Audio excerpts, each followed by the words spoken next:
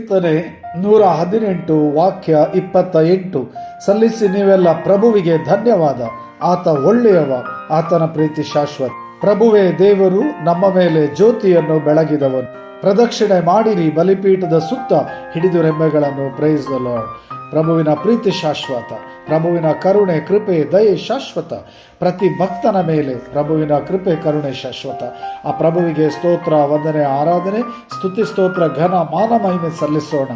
ಆಪತ್ತಿನಿಂದ ರಕ್ಷಿಸಿದ ಪ್ರಭುವಿಗೆ, ಆರೋಗ್ಯ ಸೌಖ್ಯ ನೀಡಿದ ಪ್ರಭುವಿಗೆ, ಪ್ರಾಣಾಪಾಯದಿಂದ ರಕ್ಷಿಸಿದ ಪ್ರಭುವಿಗೆ, ದುಷ್ಟಶಕ್ತಿಗಳ ಪ್ರಭಾವದಿಂದ ರಕ್ಷಿಸಿದ ಪ್ರಭುವಿಗೆ ಸ್ತೋತ್ರ, ವಂದನೆ, ಆರಾಧನೆ.